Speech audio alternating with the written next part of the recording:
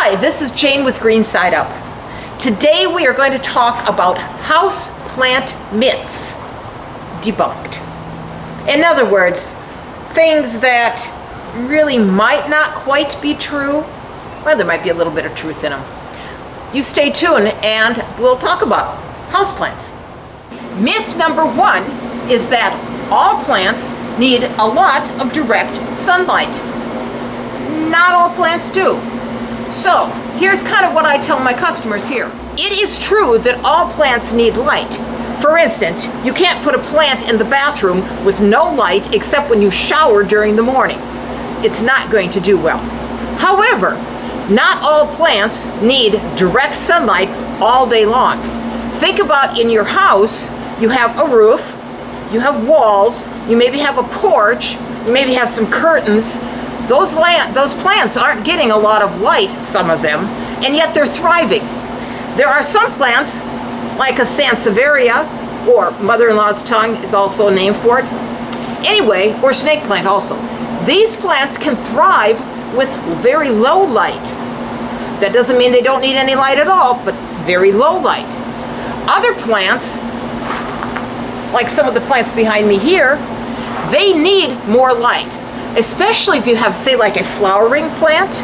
I have orchids, and my orchids here in the wintertime have a grow light over them because otherwise we can't get them to bloom. So, your flowering plants, your green plants, no matter what you have, they do need light, but they do not necessarily need full direct sun all day long.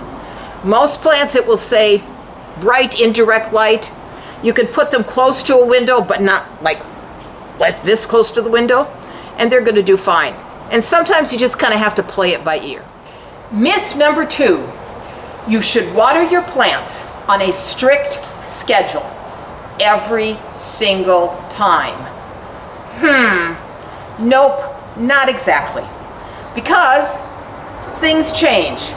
In your house, your environment, your plants change, their needs change.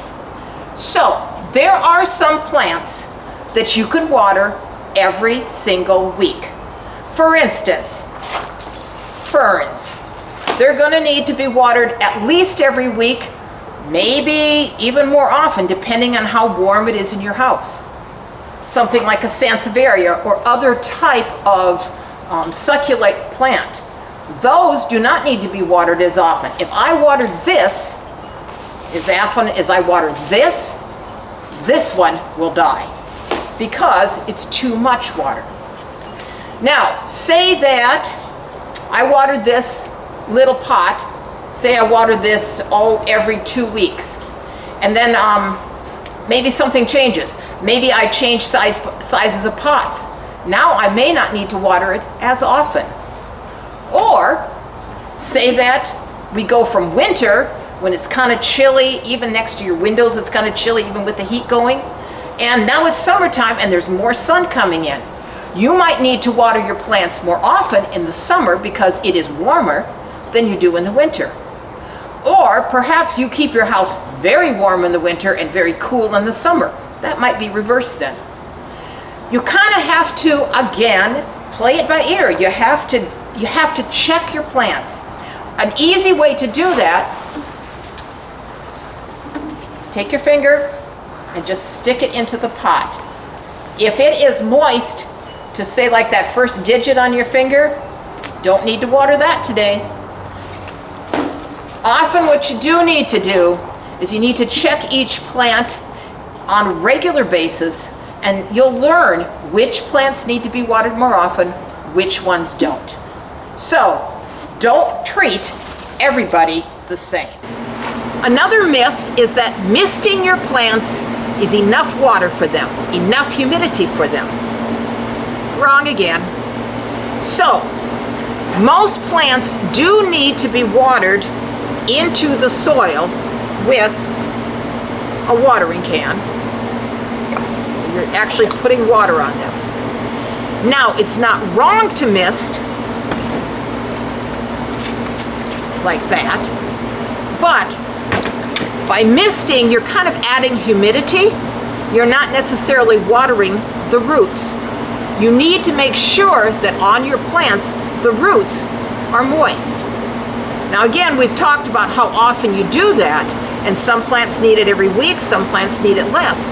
But you do need to make sure that the root system on the plant is moist, at least sometimes, and not just misted.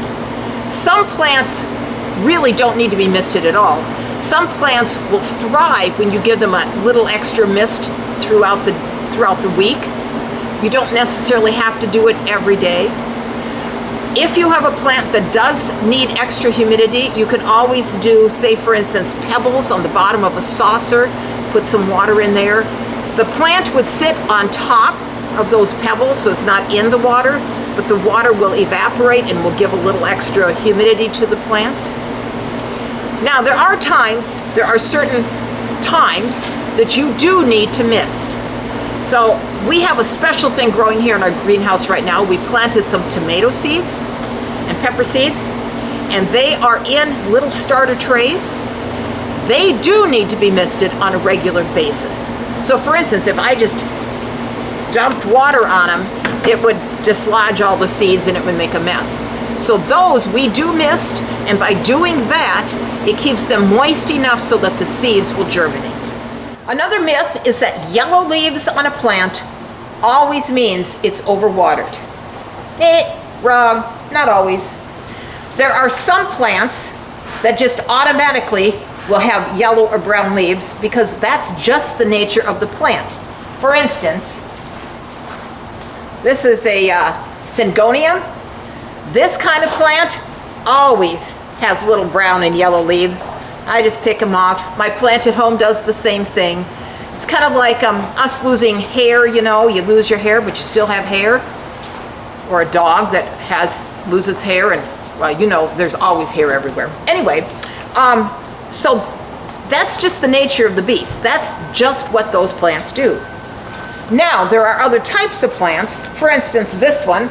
This is a type of philodendron, and I notice that it does have this yellow leaf. See this yellow leaf right here? And I can just clip that off. It isn't necessarily that it was overwatered. It could have been underwatered. It could just be that that is a bottom leaf and it's an old leaf and it just didn't need it. It wasn't needed anymore on that plant. There's all kinds of reasons why you have yellow leaves. So here's kind of the thing. If you have yellow leaves at the bottom of a plant, you don't worry about it quite as much as if you've got yellow leaves on the new growth. You can look at your watering. There can be other issues though. I have this fern that has, well, it has multiple yellow leaves, and the green leaves aren't really very green. This is a fern that needs fertilizer. That's why this one is getting yellow. It could be that it's overwatered. It could be that it's underwatered. It could be the kind of water. It could be all kinds of stuff. But it isn't usually just one reason why something happens. So it may not be overwatering. Check your other possibilities on your plants. Another myth is that if I'm going to have a plant that is going to grow very big, I should put it in a bake pot right away. Beep, wrong, no. Just because this plant is going to get big does not mean that I'm going to take it out of this little pot and put it into a large pot right away.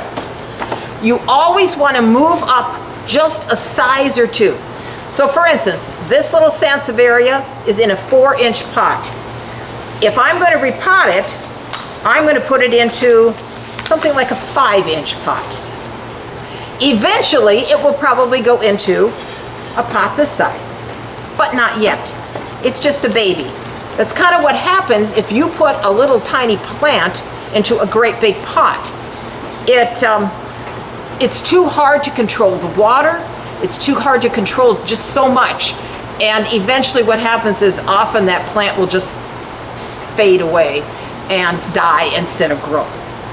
So always go up just one size or two in your pot sizes. And while we're talking about pots,